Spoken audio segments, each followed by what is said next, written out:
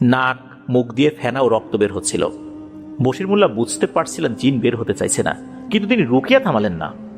কারণ রুকিয়া থামালে জিন আরো শক্তিশালী হয়ে উঠে তাকে আক্রমণ করতে পারে। এইভাবে প্রায় 1 ঘন্টা কেটে গেল।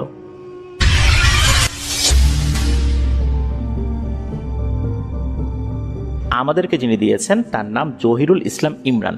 ওনার বাড়ি ঢাকা জেলার কামরাঙ্গীরচর থানার কাছে মাদ্রাসাপাড়া এলাকায়। যে ঘটনাটি উনি আমাদেরকে পাঠিয়েছেন সেটি মুন্সিগঞ্জ জেলার সিরাজদিখান উপজেলার একটি গ্রামকে কেন্দ্র করে ঘটেছে। সেখানে আত্মীয়ের মাধ্যমে ওনার পরিচয় হয় তার নানার সাথে। নানা ছিলেন গ্রামের সবচেয়ে বয়স্ক ও সম্মানিত ব্যক্তিদের একজন। নানার নাম মরণ শেখ।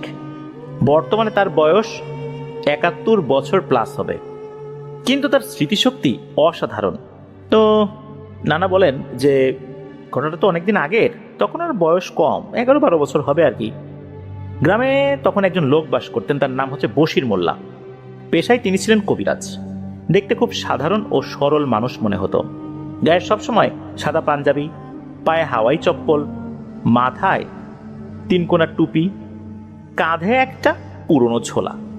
সেই ঝোলার ভেতর থাকতো নানা রকম তাবিজ, তারপর ওই খিদমতি ঝাড়, বুকে সরঞ্জাম, শুকনো গাছ, গাছগাছার পুটলি, এই সমস্ত জিনিস আর কি। গ্রামের মানুষ তাকে খুব শ্রদ্ধা করত, কারণ আল্লাহর অশেষ রহমতে বহু মানুষ তার ওসিলায় সুস্থ হয়েছে। যাদের শরীর জিনের ছোঁয়ায় অবশ হয়ে যেত, যাদের গায়ে আগুন জ্বলতো, মানে শরীরের মধ্যে জ্বালাপোড়া শুরু হয়ে গেছে, যারা রাতে জিন দেখে পাগলের মতো চিৎকার করত, এই বশির মোল্লা তাদের ঝাড়ফুঁক করে আল্লাহর রহমতে সুস্থ করে দিতেন।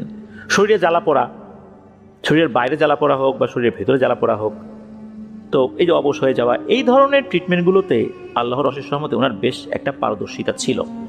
তিনি নামাজি মানুষ ছিলেন, সবসময় আল্লাহর নাম নিয়ে কাজ করতেন। এই জন্যই সবাই তাকে ভক্তি শ্রদ্ধা করত।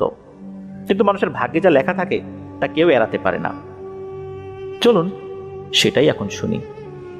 ঘটনাটি শুরু হয় 1966 সালের দিকে। তখন গ্রীষ্মের তীব্র দাবদাহ, আকাশে মেঘের নামগন্ধও নেই, নদীর পানি শুকিয়ে গেছে, খাল বিল একেবারেই শুকনো, ঘাটগুলো ফেটে চৌচির। মানুষ রাতে ঘুমাতে পারত না গরমে। ঠিক সেই সময় গ্রামের এক দরিদ্র কৃষকের ছেলে হঠাৎ অসুস্থ হয়ে পড়ে। ছেলেটির নাম ছিল সেলিম। তখন তার বয়স 21 কি 22 বছর। সেলিমের শরীরে শুরু হয় এক অদ্ভুত ব্যথা। দিনের বেলা সে ঠিক থাকতো, কিন্তু সন্ধ্যা হলেই তার চোখ লাল হয়ে যেত, শরীর কাঁপতে শুরু করত, মুখ দিয়ে বের হতো অদ্ভুত সব আওয়াজ। কখনো কখনো সে দেয়ালে মাথা ঠুকতে শুরু করত। তার বাবার নাম আব্দুল মজিদ মিয়া। খুবই গরিব মানুষ, দিনমজুর ছিলেন, দিনমজুরি করেই সংসার চালাতেন। সেলিম ছিল তার একমাত্র সন্তান। মজিদ মিয়ার আর কোনো সন্তান ছিল না। তিনি সেলিমকে চোখের মণি করে রেখেছিলেন। প্রথমে মজিদ মিয়া ছেলেকে গ্রামের গ্রাম্য ডাক্তারের কাছে নিয়ে গেলেন। ডাক্তার বললেন এটা সাধারণ জ্বর, ওষুধ খেলে সেরে যাবে। কিন্তু ওষুধ খাওয়ার পরও কোনো উন্নতি হলো না। দিন দিন অবস্থা আরো খারাপ হতে লাগলো। একদিন রাতে সেলিম হঠাৎ বাড়ির চালে উঠে গিয়ে লাফ দেওয়ার চেষ্টা করলো। তখন মজিদ মিয়া দৌড়ে গিয়ে আল্লাহর রহমতে তাকে বাঁচিয়ে ফেলেন। তখন তার স্ত্রী কাঁদতে কাঁদতে বলেন, তোমার ছেলের শরীরে জিন বশ করেছে, তুমি জলদি বশির মোল্লাকে ডাকো। মজিদ মিয়া প্রথমে দ্বিধায় পড়ে গেলেন, কারণ বশির মোল্লা সাধারণত দরিদ্র মানুষের কাছ থেকে কোনো টাকা নিতেন না। কিন্তু ছেলের অবস্থা দেখে শেষ পর্যন্ত তিনি বশির মোল্লার দরজায় গিয়ে হাজির হলেন। সেদিন ছিল শুক্রবার। জুম্মার নামাজ শেষে বশির মোল্লা তার ঘরের বারান্দায় বসে কি যেন করছিলেন। মজিদ মিয়া তার কাছে গিয়ে কাঁদো কাঁদো হয়ে সবকিছু খুলে বললেন। বশির মোল্লা দীর্ঘশ্বাস ফেলে বললেন, আমি এখনই আসছি, তো একটু কাজ করি, বাড়িতে কিছু কাজ আছে। তুমি এক কাজ করো, তুমি বাড়িতে যাও, আমি যতটুকু বুঝতে পারছি সেই অনুযায়ী কিছু সরঞ্জাম নিয়ে আসছি তোমার বাড়িতে। তো মজিদ মিয়া তো চলে গেলেন। এরপর কিছু কাজ করে বশির মোল্লা কাঁধে ঝোলা নিলেন, সাথে নিলেন পরা পানির বোতল, কিছু তেল, আরো কিছু সরঞ্জাম আদি। তারপর মজিদ মিয়ার বাড়ির দিকে রওনা হলেন। মজিদ মিয়ার বাড়ি ছিল গ্রামের একেবারে শেষ প্রান্তে, একটা ছোট্ট টিনের ঘর। ঘরের পেছনে একটা আম গাছ, সামনে ছোট্ট একটা উঠোন। বশির মোল্লা যখন পৌঁছালেন তখন দুপুর ঘনিয়ে বিকেল হয়ে এসেছে, আসরের আজান দেবার সময়ও হয়ে গেছে। ঘরের ভেতরে একটা খাটের উপরে সেলিমকে শুইয়ে রাখা হয়েছে। তার চোখ টকটকে লাল, হাত পা ঠান্ডা, মুখ দিয়ে ফেনা বের হচ্ছে। মজিদ মিয়ার স্ত্রী ছেলের মাথায় হাত বুলিয়ে কাঁদছেন। আশেপাশে কয়েকজন প্রতিবেশী জড়ো হয়ে গেছে। বশির মোল্লা ঘরে ঢুকে মজিদ মিয়াকে রেখে সবাইকে ঘরের বাইরে যেতে বললেন। যেহেতু মজিদ মিয়া এই সেলিমের পিতা, তাই তিনি ছাড়া ঝাড়ফুঁকের সময় কেউ থাকবেন না। তৃতীয় কোনো ব্যক্তি থাকলে কোনো ধরনের অঘটন ঘটে যেতে পারে। যদি এটা জিন রিলেটেড কোনো বিষয় হয়েই থাকে, তাহলে তৃতীয় ব্যক্তি থাকলে নাকি জিন আরো ক্ষিপ্ত হয়ে উঠতে পারে। বশির মোল্লা ও মজিদ মিয়া ঘরের ভেতরে এবং মজিদ মিয়ার স্ত্রী ও প্রতিবেশী যারা ছিলেন তারা দরজার বাইরে দাঁড়িয়ে রইলেন। বশির মোল্লা ভেতর থেকে দরজা বন্ধ করে দিলেন। তিনি তার মতো করে রুকিয়া করতে শুরু করলেন। রুকিয়া করতে করতে বশির মোল্লা সেলিমের মাথার কাছে গিয়ে বসলেন। সেলিমের শরীর তখনও থরথর করে কাঁপছে, চোখ বড় বড় করে তাকিয়ে আছে, মুখ দিয়ে ফেনা বের হচ্ছে। বশির মোল্লা ঝোলা থেকে একটা ছোট্ট পাত্র বের করলেন, তাতে কিছু তেল ঢেলে দিলেন। তারপর রুকিয়া করে ফু দিয়ে সেই তেল সেলিমের কপালে লাগাতে গেলেন। ঠিক তখনই শুরু হলো ভয়ঙ্কর ঘটনা। যেই না তিনি তেল লাগানোর জন্য হাত বাড়ালেন, অমনি সেলিম এমন ভাবে তাকালেন মনে হচ্ছে এই চোখ সেলিমের না।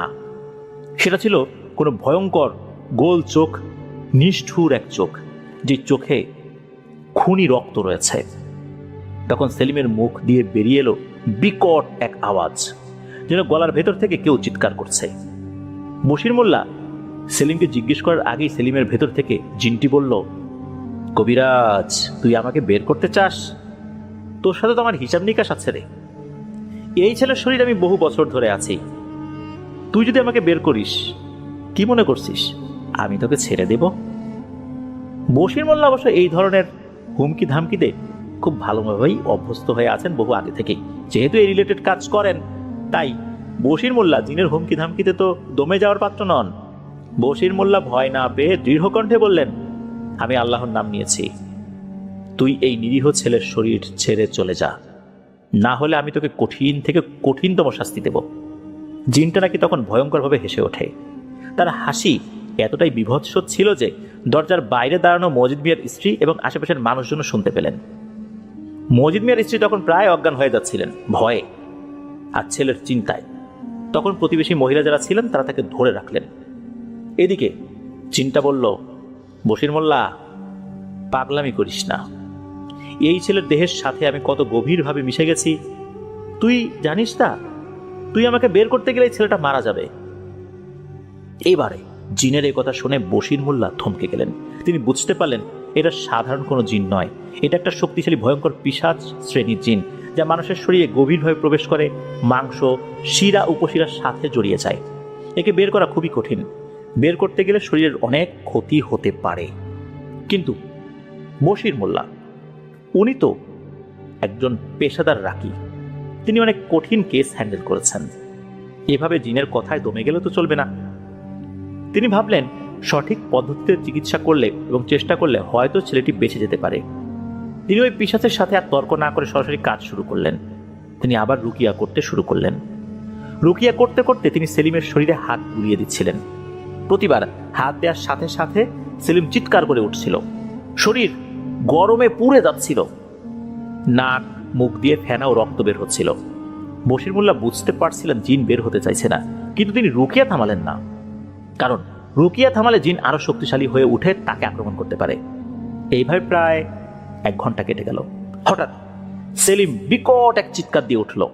তার মুখের ভেতর থেকে কালো রঙের একটা ধোঁয়া বের হতে লাগলো। বশির মোল্লা ভাবলেন বের হচ্ছে, এবার বের হচ্ছে। তিনি আরো জোরে কোরআনের আয়াত পড়তে লাগলেন। কিন্তু এখানেই ঘটে গেল ভয়ানক একটা ভুল। বশির মোল্লা এতটাই রুকিয়াতে মগ্ন ছিলেন যে লক্ষ্যই করেননি সেলিমের হৃৎপিণ্ড খুব দুর্বল হয়ে পড়েছে। তিনি জিনকে পুরোপুরি বের করার জন্য আরো তীব্রভাবে রুকিয়া করতে লাগলেন। শেষ পর্যন্ত জিনটা বেরিয়ে গেল কালো ধোঁয়ার মতো হয়ে। সেটা ঘরের জানালা ভেঙে মনে হলো বেরিয়ে গেল। ধোঁয়া কিন্তু বের হতে গেলে জানালা দরজা ভাঙা লাগে না, কিন্তু মনে হলো জানালা ভেঙে এটা বেরিয়ে গেছে। জিনটা যখনই ঘর থেকে বেরিয়ে গেল ধোঁয়া হয়ে, সেলিমের চোখ বন্ধ হয়ে গেল। তার শরীরটা একবার প্রচন্ডভাবে কেঁপে উঠল, তারপর একেবারে স্থির হয়ে গেল। শ্বাস প্রশ্বাসও বন্ধ হয়ে গেল। বশির মোল্লা যখন কোনো শব্দ শুনতে পেলেন না, তখন তিনি ভয়ে কাঁপতে কাঁপতে সেলিমের নাকের কাছে হাত দিলেন।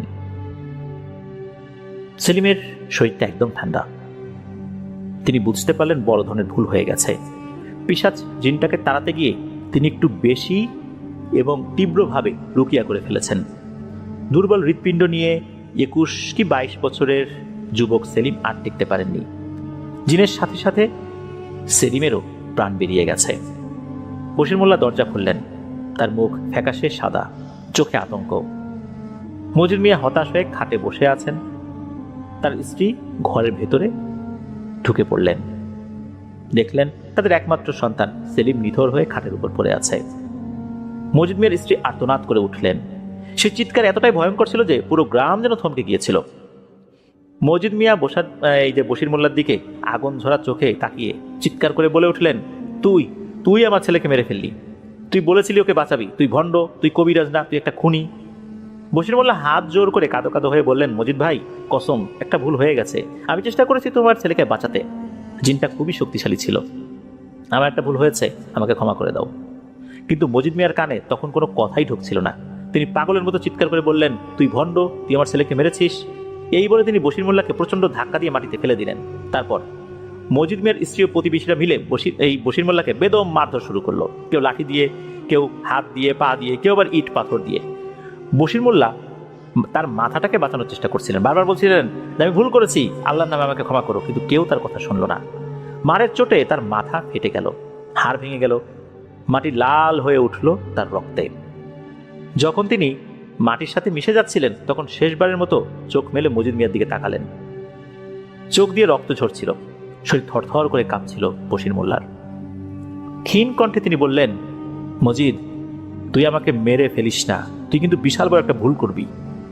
আমি তো তোর ছেলেকে বাঁচানোর চেষ্টা করেছিলাম। আমি কারো ক্ষতি করেছি এমন কোনো উদাহরণ দেখাতে পারবি? আজ তোর ছেলে মারা গেছে বলে তুই আমার উপর এতটা নির্দয় হচ্ছিস? এই কি উপকার করার নমুনা? তোর ছেলের হায়াত ওই পর্যন্তই ছিল। ওই জিনটাকে না বের করে আমি কি বা করতাম? ওই জিনটাও তো তোর ছেলেকে মেরেই ফেলতো। তোর ছেলে মারা যাওয়ার জন্য আমি ক্ষমা প্রার্থী, কিন্তু এটাতে আমার তো কোনো হাত নাই। আমাকে মেরে ফেলাটা কি কোনো সমাধান? তুই কি জানিস আমার সাথে একটা ভয়ঙ্কর পিশাচ জিন আছে বহু বছর ধরে? আমাকে মেরে ফেলে সে ছাড়া পেয়ে যাবে, তখন সে আমার বদলা নেবে। সময় মতো আমার লাশ দাফন করতে হবে, নইলে দেখবি কি হয়। কথা শেষ হওয়ার আগেই তার মাথা একপাশে ঝুঁকে পড়ল। বশির মিয়া আরো কিছু বলতে চেয়েছিলেন, কিছু ওসিয়ত করতে চেয়েছিলেন, কিন্তু তার হলো না। বশির মোল্লা মারা গেলেন। মজিদ মিয়া তখন বুঝতে পারলেন রাগের মাথায় সন্তান হারিয়ে অনেক বড় একটা ভুল করে ফেলেছেন উনি। তিনি থরথর করে কাঁপতে লাগলেন। ছেলেকে হারিয়েছেন, সন্তান হারানোর বেদনা, এদিকে এত বড় একটা ভুল করে ফেললেন, এটার কি হবে? তার হাতে তখনও বশির মোল্লার রক্ত লেগেছিল। সেই রাতে গ্রামের কয়েকজন লোক মিলে বশির মোল্লার লাশ কাঁধে তুলে নিয়ে গেল। কিন্তু তারা জানতো না তার শেষ ইচ্ছার কথা, কারণ তিনি পুরোপুরিভাবে বিষয়টা বলে যেতে পারেননি। এই ঘটনা গ্রামে ছড়িয়ে পড়ার পর গ্রামের মসজিদের ইমাম সাহেব বললেন, তিনি হত্যার শিকার হয়েছেন, তার লাশ সাধারণ নিয়মেই দাফন করতে হবে। সাধারণ নিয়মেই বশির মোল্লাকে দাফন করা হলো। তখন থানা পুলিশ এতটা হতো না, যেহেতু গণপিটুনিতেই মারা গেছে। সাধারণত এই ধরনের কেসগুলোতে খুব একটা কিছু পুলিশ করেও না। সেই 1960-এর দশকের সময় তখনকার নিয়ম কানুন বলতে, তখন তো দুর্গম এলাকা ছিল, আসা যাওয়া অনেক কষ্ট ছিল, যার কারণে তখন পুলিশও কিন্তু অনেক খোঁজ খবর পেত না, যদি না কোনো মানুষ তাদেরকে না জানাতো। এদিকে বশির মোল্লাকে দাফন করার একদিন পর থেকেই অদ্ভুত ও ভয়ঙ্কর সব ঘটনা ঘটতে শুরু করলো। গ্রামের যারা বশির মোল্লাকে নির্মমভাবে পিটিয়ে হত্যা করেছিল, তাদের প্রথমে বশির মোল্লা স্বপ্নে হুমকি দিতে শুরু করলো। একের পর এক হুমকি আসতে লাগলো। তারা স্বপ্নে দেখলো বশির মোল্লার রক্তাক্ত চেহারা তাদের সামনে দাঁড়িয়ে বলছে, তোরা আমাকে মেরে ফেলেছিস, এর মূল্য তোদের দিতেই হবে। প্রথমে কেউই বিষয়টি আমলে নেয় না, অনেকে হেসেই উড়িয়ে দিল। কেউ বলল স্বপ্ন তো স্বপ্নই। কেউ আবার ভয় পেলেও কাউকে কিছু বলে না। এভাবে একদিন, দুদিন, 3 দিন কেটে গেল। তারপর শুরু হলো স্বপ্নে হুমকি দেওয়া যেই ব্যাপারগুলো, এগুলোর একটা বাস্তব যেই প্রয়োগ সেটা। বশির মোল্লাকে যারা নির্মমভাবে পিটিয়েছিল তাদের উপর একে একে ভয়ানক প্রতিশোধ নামতে শুরু করলো। প্রথমে যার উপর আঘাত নামলো তার নাম হচ্ছে হানিফ মিয়া। তিনি প্রথম লাঠি দিয়ে বশির মোল্লার মাথায় সবচেয়ে জোরে আঘাত করেছিলেন। বশির মোল্লার মৃত্যুর 3 দিন পর রাতে হানিফ মিয়া ঘুমের মধ্যে চিৎকার করে উঠলেন। তার স্ত্রী জেগে দেখলেন তার স্বামীর মুখ দিয়ে কালো ধোঁয়া বের হচ্ছে। হানিফ মিয়া বিছানায় বসে নিজের মাথায় হাত দিয়ে চিৎকার করে বলছেন, আমার মাথা ফেটে যাচ্ছে, আমার মনে হচ্ছে কেউ আমাকে আঘাত করে মাথা ফাটিয়ে দিয়েছে। সকালে গ্রামের লোকজন দেখলো হানিফ মিয়ার মাথার খুলি ফেটে গেছে, রক্ত মগজ বেরিয়ে এসেছে, অথচ শরীরে বাহ্যিক কোনো আঘাতের চিহ্নই ছিল না। উনি শুধু বলেছিলেন যে ওনার মাথা ফেটে যাচ্ছে, মাথা ফেটে যাচ্ছে, কিন্তু কে আঘাত করেছে, কি হলো না হলো কিছুই বোঝা গেল না। ওনার স্ত্রীও কিছু বলতে পারেননি। এভাবে উনি মারা গেলেন। দ্বিতীয় জন যিনি মারা গেলেন তার নাম হচ্ছে রশিদ শেখ। তিনি বশির মোল্লাকে লাথি মেরে মাটিতে ফেলে দিয়েছিলেন এবং পায়ে পিষে মেরেছিলেন। মৃত্যুর 7 দিন পর রাতে রশিদ শেখ তার ঘরের উঠোনে বসেছিলেন। হঠাৎ তার 2 পা অসাড় হয়ে গেল। তিনি চিৎকার করে বলতে লাগলেন, আমার পা ভেঙে যাচ্ছে, আমার পা ভেঙে যাচ্ছে।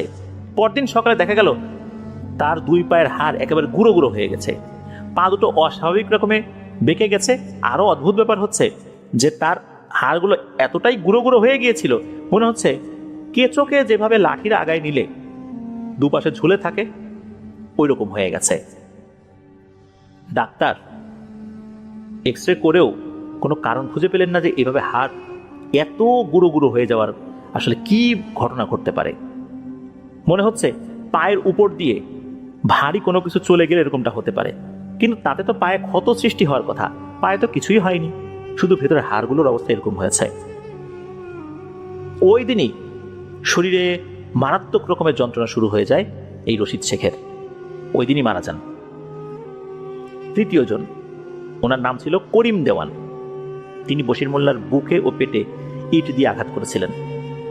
বশির মোল্লার মৃত্যুর 10 দিন পর এক রাতে করিম দেওয়ান তার ঘরের ভেতর থেকে ভয়ানক চিৎকার শুরু করলেন। লোকজন দৌড়ে গিয়ে দেখলো তিনি মেঝেতে পড়ে আছেন, তার বুক ও পেট ফুলে উঠেছে, যেন কেউ ভেতর থেকে চাপ দিচ্ছে। তিনি হাঁপাতে হাঁপাতে বলছিলেন, কিছু একটা আমার পেটের মধ্যে ঢুকে আমাকে পিষে মারছে, ঠিক যেভাবে বশির মোল্লাকে মেরেছিলাম। পরদিন দেখা গেল একটা ভয়ঙ্কর দৃশ্য। মনে হচ্ছে তার বুকের হাড়গুলো ভেঙে চুরমার হয়ে গেছে। উনি রক্ত বমি করতে করতেই মারা যান, আর বুকের হাড় ভেঙে চুরমার হয়ে যাওয়ার কারণে অসহ্য যন্ত্রণা ওনার হচ্ছিল। চতুর্থ জন, যিনি ছিলেন আব্দুল জব্বার, উনি ছিলেন খুব বেশি নির্মম। বশির মোল্লাকে মাটিতে ফেলে তার মুখে পা দিয়ে নাকি চেপে ধরেছিল। বশির মোল্লার মৃত্যুর 2 সপ্তাহ পার হয়ে গেছে এক রাতে। এই আব্দুল জব্বার তার ঘরে ঘুমিয়েছিল, হঠাৎ তার গলায় অদৃশ্য কেউ চেপে ধরে। সে হাত পা ছুটতে ছুটতে চিৎকার করছিল, আমার গলা ছেড়ে দে, আমার গলা ছেড়ে দে। আমি ওর গলায় পা দেইনি। এই দৃশ্যকে তার স্ত্রী দেখে চিৎকার চেঁচামেচি শুরু করে দেয়। তার স্ত্রীর চিৎকারে প্রতিবেশীরা ছুটে আসে, বাড়ির অন্য লোকজনও ছুটে এসে দেখে জব্বার মিয়ার এই অবস্থা। সকালবেলা তার মৃত্যু হয়। তার গলার হাড় ভেঙে গেছে, মুখ দিয়ে জিহ্বা বের হয়ে এসেছে, গলায় কালো হাতের ছাপ একদমই স্পষ্ট ছিল। এভাবে একজনের পর একজন মারা যেতে থাকে, যারা সেদিন বশির মোল্লাকে নির্মমভাবে পিটিয়েছিল। তাদের উপর একের পর এক অমানসিক যন্ত্রণা নেমে আসতে থাকে আর কি। কেউ মাথা ফেটে, কেউ হাড় গুঁড়ো হয়ে, কেউ অন্ধ হয়ে, কেউ পাগল হয়ে মারা যেতে লাগলো। গ্রামের লোকেরা বুঝতে পারলো বশির মোল্লার পিশাচ জিন শুধু প্রতিশোধ নিচ্ছে না, সে তার সঙ্গী জিনটাকেও সাথে নিয়ে পুরো গ্রামকে একরকম শাস্তি দিয়ে যাচ্ছে। মূলত ওই জিন একা না, তার সাথে আরো সঙ্গী আছে। যারা সেদিন হাত তুলেছিল তাদের কেউই আর রক্ষা পেল না। বশির মোল্লার মৃত্যুর পর মাসখানেক ধরে গ্রামের উপর নেমে এসেছিল এক চরম অভিশাপ। মজিদ মিয়ার পরিবার ও গ্রামবাসীর সাথে যা ঘটল তা ছিল অবর্ণনীয়, ভয়ঙ্কর। এই ভয়ঙ্কর মৃত্যুর ঘটনার পর থেকেই এরপর শুরু হলো মজিদ মিয়ার স্ত্রীর সাথে ঘটনা। মজিদ মিয়ার স্ত্রীর অবস্থা পাল্টে যেতে শুরু করলো। রাত হলে তিনি অদ্ভুত আওয়াজ করতে শুরু করতেন, কখনো উচ্চস্বরে হাসতেন, কখনো ফুপিয়ে কাঁদতেন, কখনো গলা দিয়ে এমন গর্জন বের হতো যেন কারো এমন একটা সমস্যা হয়েছে, গলা দিয়ে আওয়াজ বের হচ্ছে না, সে অনেক চেষ্টা করছে শব্দ বের করার। আবার কখনো কখনো মনে হতো বন্য কোনো পশু ডাকছে, আসলে ডাকছে কিন্তু এই মজিদ মিয়ার স্ত্রী। তার চোখ লাল হয়ে যেত, মুখ দিয়ে ফেনা বের হতো, তিনি নিজের চুল নিজেই ছিঁড়তে থাকতেন, চিৎকার করতেন আর বলতেন, আমার ছেলেকে ফিরিয়ে দে, আমার সেলিমকে ফিরিয়ে দে। এভাবে উনি এলোমেলো কথাবার্তা বলতেন আর কি। এক রাতে মজিদ মিয়া ঘুম থেকে উঠে দেখলেন তার স্ত্রী খাটের উপর বসে নিজের বাহু থেকে মাংস ছিঁড়ে ছিঁড়ে খাচ্ছে, রক্তে বিছানা ভিজে গেছে, তার মুখ রক্তে মাখামাখি, চোখ দুটো একেবারে কালো। তিনি হাসতে হাসতে বলছিলেন, তোর ছেলে তো গেছে, এখন তোর বউয়ের পালা মজিদ মিয়া। এই কথা শোনার পর মজিদ মিয়া তো চিৎকার করে ওঠেন। তার চিৎকার চেঁচামেচিতে প্রতিবেশীরা ছুটে এসে দেখেন এই ভয়ঙ্কর দৃশ্য। তারাও ভয় পেয়ে যান, কেউ কাছে আসতে পারছিলেন না মজিদ মিয়ার স্ত্রীর। তবে সাহসী কয়েকজন এসে তার স্ত্রীকে ধরে রাখার চেষ্টা করলেন, কিন্তু মজিদ মিয়ার স্ত্রীর শরীরে এমন শক্তি এসে ভর করেছে যে মুহূর্তের মধ্যে সবাইকে একদম ছুঁড়ে ফেলে দিচ্ছে, এমন একটা অবস্থা। দূরে পড়ে গিয়ে অনেকেই আহত হয়েছে। শেষ পর্যন্ত আরো অনেক মানুষ চলে আসে। একটা পর্যায়ে দূর থেকে তার শরীরে দড়ি পেঁচিয়ে দেওয়া হয়। এরপর সেই দড়ি টানতে টানতে একটা খুঁটির সাথে তাকে বেঁধে দেওয়া হয়। একদম কাছে গিয়ে কাজ করা যাচ্ছিল না। এখানে কিন্তু ঘটনা শেষ না। সেলিমের শরীর থেকে বের হয়ে আসা জিন আর বশির মোল্লার সাথে বহু বছর ধরে থাকা পিশাচ জিন আর তাদের সহযোগী শক্তিশালী পিশাচ জিনগুলো একত্র হয়ে গ্রামে তাণ্ডব শুরু করেছে। বশির মোল্লা তো মারাই গেছে, কিন্তু ওই যে জিনটা, সেও তো ক্ষোভ, বশির মোল্লা মারা গেছে, সে তো আর কার উপর ক্ষোভ ছাড়বে, গ্রামের লোকের উপর ক্ষোভ ছাড়া শুরু করেছে। এদিকে বশির মোল্লার পিশাচ জিন, সেও গ্রামবাসীর উপর ক্ষিপ্ত। গ্রামবাসী এইভাবে তার ওস্তাদকে মেরে ফেলেছে। আর এদেরও তো সহযোগী বিভিন্ন জিন আছে, সবগুলো মিলিয়ে একটা ব্যাটালিয়ন হয়ে পুরো গ্রামবাসীর উপর ভয়ঙ্কর এক নির্যাতন শুরু করেছে। রাত নামলেই নাকি গ্রামে মাংস পচা গন্ধে ভরে উঠত। রাত গভীর হলেই মানুষের আর্তনাদ শোনা যেত। মজিদ মিয়ার ঘরে প্রতি রাতেই ভয়ঙ্কর ঘটনা ঘটতে লাগলো। মজিদ মিয়ার স্ত্রী ধীরে ধীরে পাগল হয়ে যেতে লাগলেন। তিনি সারাদিন মেঝেতে বসে থাকতেন, চোখ লাল টকটকে, মুখ দিয়ে ফেনা ঝরত, সবসময় লালাও ঝরত, ফেনাও ঝরত। কখনো হঠাৎ উঠে নিজের শরীর থেকে মাংস ছিঁড়ে খেতেন, কখনো গাছে মাথা ঠুকতেন। তার গলা দিয়ে দুটি ভিন্ন আওয়াজ বের হতো, একটি সেলিমের কণ্ঠের মতো, অন্যটি ভয়ঙ্কর পুরুষ কণ্ঠ। তিনি চিৎকার করে বলে উঠতেন, মজিদ আমাকে বাঁচা। এদিকে মজিদ মিয়ার অবস্থা আরো ভয়াবহ হয়ে উঠল। হঠাৎ তার শরীরে গভীর ক্ষত তৈরি হলো। কখনো তার পিঠ থেকে মাংস খুবলে নেওয়া হতো, কখনো চোখের সামনে তার ছেলে সেলিমের রক্তাক্ত মুখ দেখতে পেতেন। স্বপ্নে তাকে বলতো, তোর ছেলেকে আমরা নিয়ে এসেছি, এখন তোকে নেব, তোর বউকে নেব, পুরো গ্রামকে শেষ করব। গ্রামবাসীদের উপর তাণ্ডব, শুধু মজিদ মিয়ার পরিবার নয়, পুরো গ্রামেই ভয়াবহ অবস্থা শুরু হয়ে গেল। গরু ছাগল কারো কারো বাসায় রাতারাতি মরে যেত, গরু ছাগলের দেহ থেকে মাংস খুবলে নেওয়া হতো। একদিন গ্রামের মানুষ একটি হিজল গাছে দেখলো 3টি ছাগলের দেহ ঝুলছে। ছাগলগুলো এমন বিকৃতভাবে মারা গেছে যেটা আসলে দেখলে যে কোনো মানুষই ভয় পেয়ে যাবে। এই দৃশ্য দেখে গ্রামের লোকজন রাতে ঘর থেকে তো বের হয়ে বন্ধ করে দিয়েছে। রাতে নীরবতা ভেঙে চিৎকার, হাসি, গর্জন এগুলো তো শোনাই যেত। পুরো গ্রাম ভয়ে আর অন্ধকারে ডুবে গেল। মানুষ বলা বলি করতে শুরু করলো, বশির মোল্লার পিশাচ জিন আর সেলিমের জিন এক হয়ে গেছে, তারা এখন গ্রামকে শেষ করে দিতে চায়। মজিদ মিয়া ও তার স্ত্রী তখনও কিন্তু জীবিত ছিলেন, কিন্তু তারা আর স্বাভাবিক ছিলেন না। তারা দিনরাত আর্তনাদ করতেন, হাসতেন আর পশুর মতো গর্জন করতেন। গ্রামের লোকেরা তাদের দেখে ভয়ে দূরে সরে যেত। সবাই বুঝতে পারলো এই অভিশাপ আর সাধারণ নয়, এটা অসাধারণ হয়ে গেছে। সেলিমের শরীর থেকে বের হওয়া জিন এবং বশির মোল্লার পুরনো পিশাচ জিন একত্র হয়ে গ্রামের উপর প্রতিশোধের আগুন জ্বালিয়ে দিয়েছে। গ্রামের সবাই তখন ভয়ে আতঙ্কিত হয়ে একত্র হলেন। চারদিকে শুধু আতঙ্ক আর হতাশার ছায়া। সবাই একসাথে বলাবলি করতে লাগলেন, সমাধান কিভাবে তো চলতে পারে, এইভাবে তো চলতে পারে না, তাই না? আর কতদিন চলবে এভাবে? এরকম মৃত্যু তাণ্ডব কতদিন আমরা সহ্য করব? আমাদের কিছু একটা করতেই হবে।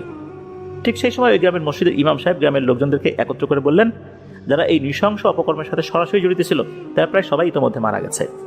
আল্লাহর গজব তাদের উপর নেমে এসেছে, কিন্তু যারা এখনো জীবিত আছেন তাদের উচিত অবিলম্বে বশির মোল্লার পরিবারের কাছে গিয়ে ক্ষমা চাওয়া।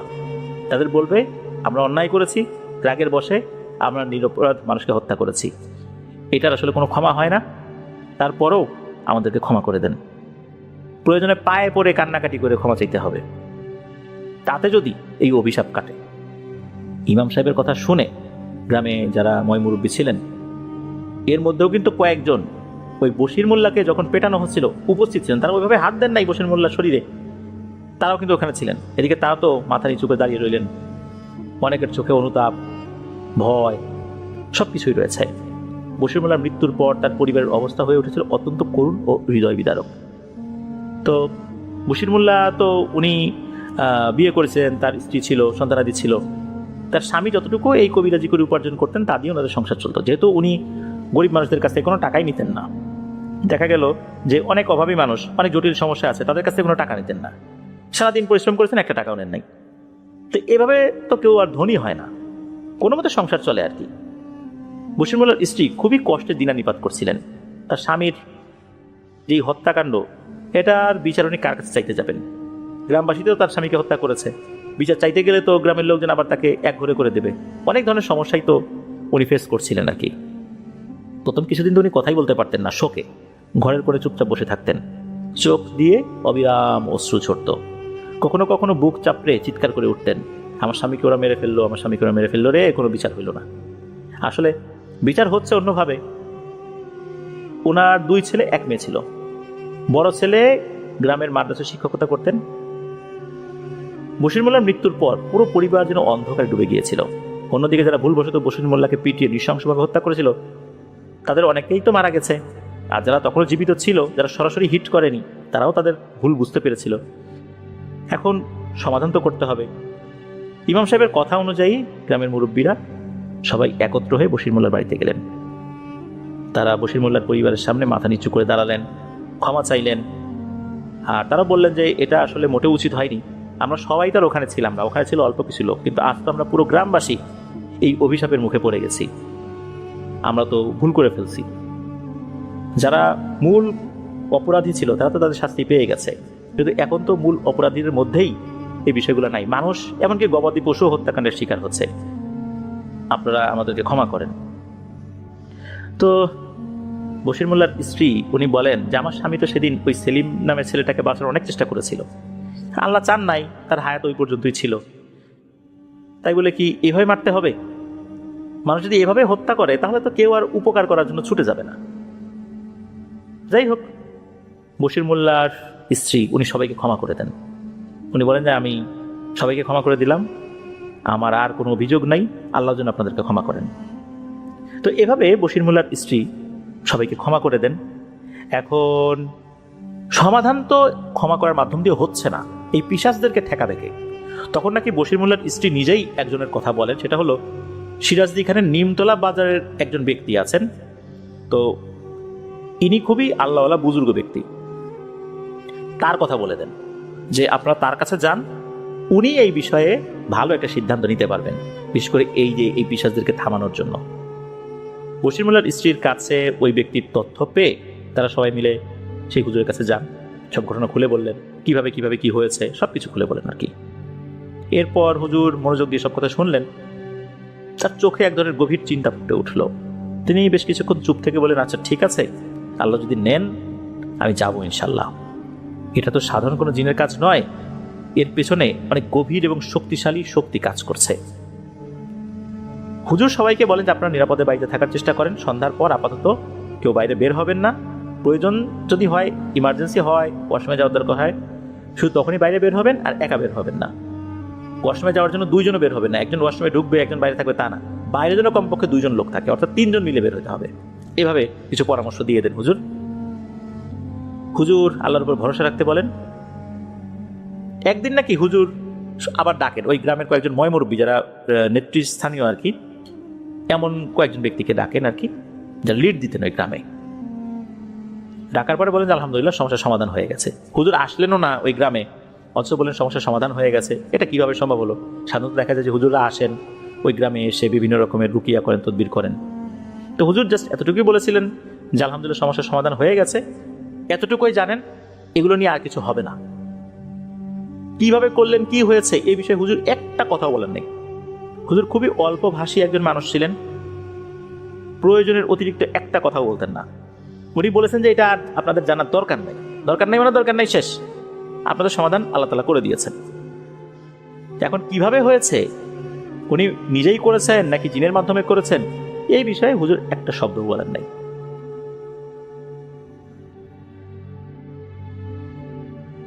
ঘটনাটি কিন্তু সাকিব হোসেন ভাইয়ের সাথেই ঘটেছে 2018 সালে।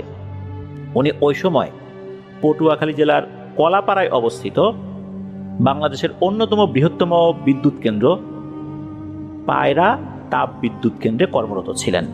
উনি যে কাজটি করতেন সেটা হচ্ছে বড় বড় ক্রেন থাকে না ওখানে, ওই ক্রেন দিয়ে ভারী মালামাল, কন্টেইনার বা লোহার শিট যেগুলো রয়েছে সেগুলো এক স্থান থেকে অন্য স্থানে সরানো, এই কাজটি উনি করতেন।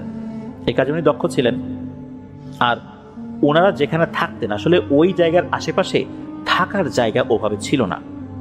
যে কয়েকটা দোকান ছিল, কয়েকটা দোকান ওনারা ভাড়া নিয়েছিলেন। কয়েকটা দোকান ভাড়া নিয়ে ওই দোকানের ভেতরে বেশ কিছু লোকজন ওখানে ঘুমাতেন, এই ঢালা বিছানা যেটা বলে ওভাবে করে আর কি। কারণ ওখানে ওই সময়ে আশেপাশের অবস্থা অতটা কিন্তু উন্নত ছিল না। এখন তো অনেকটাই ডেভেলপ হয়েছে, কিন্তু ওই সময় কিন্তু এতটা বসতি ওখানে হয়নি। তো ওনাই তো আসলে ওভাবেই কাজ করতেন। তার সমস্যা যেটা হতো সেটা হচ্ছে যে ওনাকে তো শিফট ডিউটি করতে হতো, আর ডিউটিটা মাঝে মাঝে যদি রাতের বেলা পড়তো, ওই সময় যাদের ডিউটি থাকতো ওনারা একসাথে যেতেন রাত 12টা থেকে সকাল 5টা পর্যন্ত ডিউটি করতেন। এরপর আবার অন্য শিফটের লোকজন আসতো, তারা আসলে ওনারা চলে যেতেন।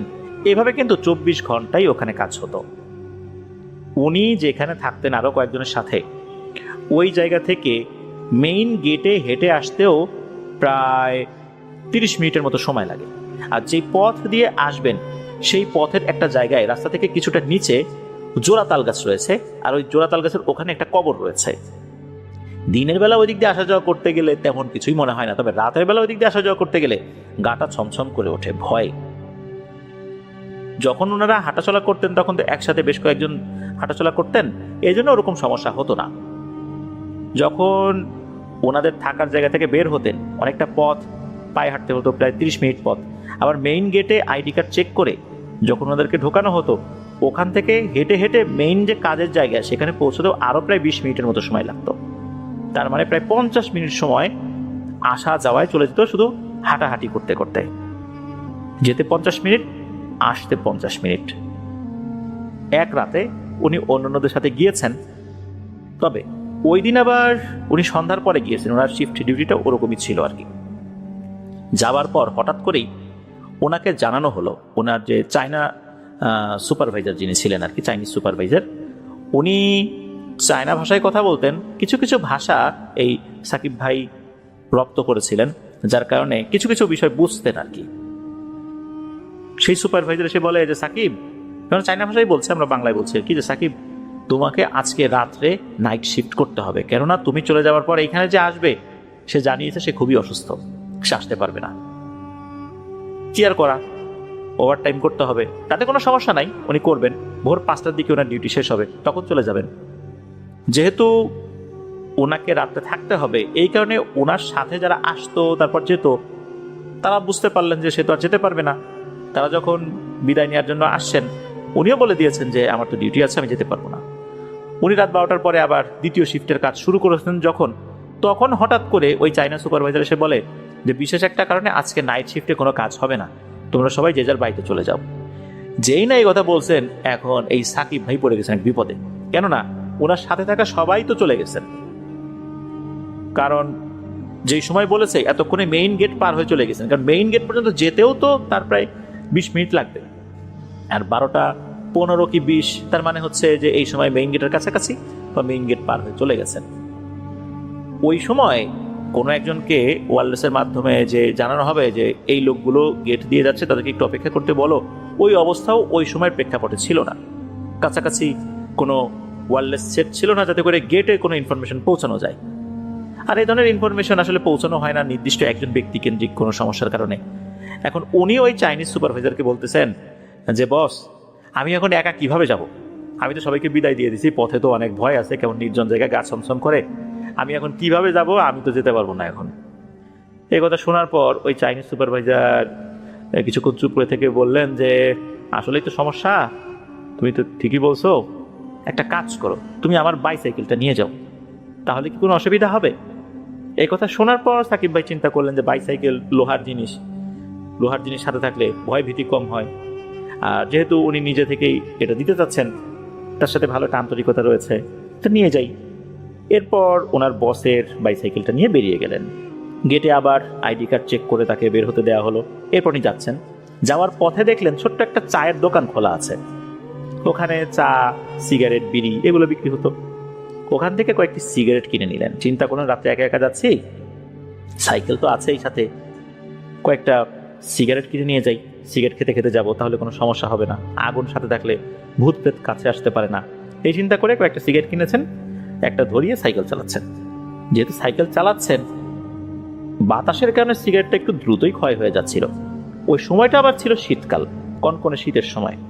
উনি সাইকেল চালাচ্ছেন, চালাতে চালাতে ওই সেই জায়গাটাতে চলে আসেন যেখানে দুটো তাল গাছ, অর্থাৎ জোড়া তাল গাছ আর পাশে কবর রয়েছে। উনি যখন ওখানে এসেছেন তখনই একটা ভয়ঙ্কর দৃশ্য দেখেন। উনি দেখতে পান ওই তাল গাছের ওখান থেকে সাদা কাফনের কাপড় পরা কোনো একটা জিনিস হেঁটে হেঁটে আসছে।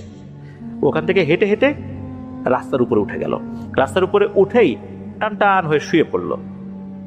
উনি তো বুঝতে পারছেন যে ঘটনাটা কি। এত রাত্রে এখানে তো কোনো মানুষজন আসবেই না, শুধু এই নাইট শিফটে যারা আসে তারা তো রাত 12টার সময় কাজে যোগদান করে, তারও আগে মেইন গেট দিয়ে ঢুকতে হয়। 12টা মানে 12টার সময় ঢুকতে হয়। আর যারা বের হয়ে যান তারা বের হয়ে তো এদিক দিয়ে চলে গেছেন, এদিক দিয়ে খুব অল্প সংখ্যক লোকই যায়। এখন তো এখানে কোনো লোক দুষ্টামি করার জন্য আসবে না। এটা দেখে উনি তো পেয়ে গেছেন ভয়, এমন ভয় পেয়েছেন এই যে সিগারেট সাথে থাকলে যে জিন ভূত কাছে আসে না, উনি ভয়ে সিগারেটই ফেলে দিয়েছেন। সিগারেট ফেলে দিয়ে আল্লাহর নাম নেওয়া শুরু করেছেন। আর উনি আল্লাহর কাছে বলছেন, আল্লাহ তুমি আমাকে সাহায্য করো, তুমি ছাড়া আমার কেউ নাই। এই সময় এই জিনিসটা যদি এখন আমাকে ধরে ফেলে তাহলে আমার লাশটাও খুঁজে পাওয়া যাবে না, কোথায় মাটিতে পুঁতে ফেলবে আমাকে আর খুঁজেও পাওয়া যাবে না, আল্লাহ তুমি সাহায্য করো। এইটা উনি বলতে বলতেই, মানে উনি বিড়বিড় করে বলছেন, চিৎকার করে না। আর ওনার শরীর দরদর করে ঘেমে একদম একাকার হয়ে গেছে। শীতকালেও ঘেমে একদম উনি গোসল করে উঠেছেন বলতে হবে। উনি কি করেছেন, সাইকেলটা নিয়ে ওই যেই লাশের মতো অবয়বটা এটাকে পাশ কাটিয়ে উনি সামনের দিকে যেই না চলে গেছেন, পেছন থেকে তার নাম ধরে রাখছে, ও সাকিব ফিরে দেখ, আরে এই যে আমি আরে পেছন দিকে তাকা না। মানে এমন ভাবে বলছে যে তার কোনো বন্ধু। উনি আর পেছন দিকে তাকালেন না, উনি সাইকেল চালাতে শুরু করলেন বেশ জোরে সোরেই। হঠাৎ করে মনে হলো ওনার কানের কাছে এসে কেউ বলছে, আবার যদি রাতের বেলা একা একা দেখি রে তাহলে কিন্তু আর বেঁচে ফিরতে পারবি না। এইটা শোনার পর ওনার ভয়ের মাত্রা আরো বেড়ে যায়। উনি সাইকেলটা আরো জোরে চালাতে শুরু করেন। সাইকেল চালাতে চালাতে ওনারা যেই দোকানে ঢালা বিছানা করে থাকতেন, ওই দোকানের যে ঝাঁপি ওইটার কাছে এসে সাইকেল নিয়ে এমন ভাবে আঘাত করেন উনিও পড়ে যান। আর হঠাৎ করে রাতের বেলা এত জোরে শব্দ হওয়ার কারণে ভেতরে থাকা তার অন্য যারা সহকর্মীরা ছিলেন তারা তো ঘুমিয়ে গিয়েছিলেন, তারা তো উঠে পড়ছে, আরে কি হলো নিশ্চয় চোর ডাকাত আসছে। উনি তো ভয় পেয়ে গেছেন, কিন্তু চোর ডাকাত হলে তো আরো শব্দ করার কথা, আর তো শব্দ হচ্ছে না।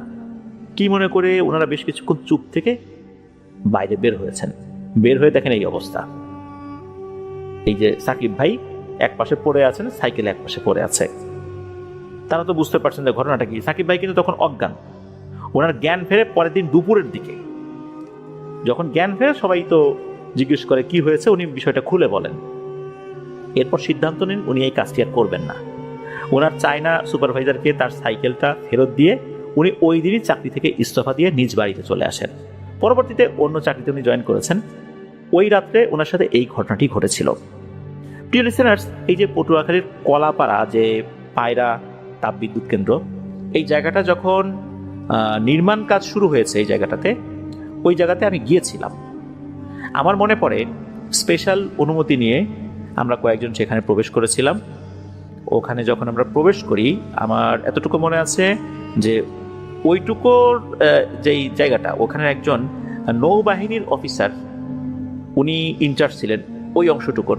উনি ঘুরে ঘুরে আমাদেরকে দেখালেন যে কোথায় কি আছে। তবে এটা এত বড় একটা জায়গা যে ঘুরে ঘুরে দেখানো আসলে সম্ভব না।